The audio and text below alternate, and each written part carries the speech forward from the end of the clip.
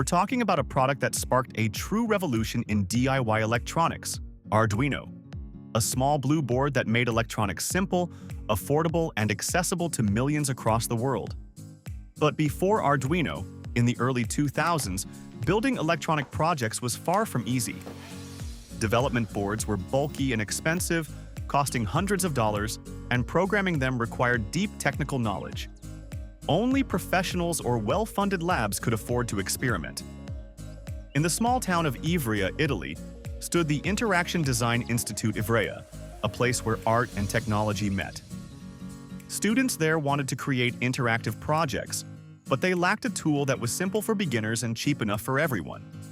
To solve this, 5 innovators, Massimo Banzi, David Quartiels, Tom Ego, Gianluca Martino, and David Mellis, began working on a new kind of board.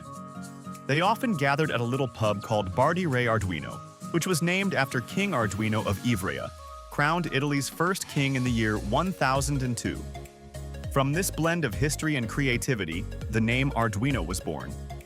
By 2005, their work gave life to the first Arduino board. Open source, low cost, and easy to use. It wasn't just made for engineers, but also for students, artists, and anyone with an idea to bring to life. What started as a classroom solution quickly spread worldwide. Classrooms, makerspaces, hobbyists, startups, and industries all embraced it. From blinking LEDs and robots to life-changing prototypes, Arduino became a tool for innovation everywhere. Today, Arduino has grown into an ecosystem of boards, tools, and communities.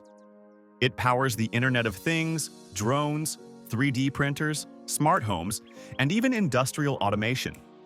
From a bar in Ivrea to the hands of millions, Arduino's story proves that technology doesn't have to be locked away.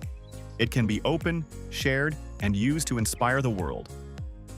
Born in a bar, named after a king, and created for students, Arduino has become a global symbol of accessible innovation and creativity.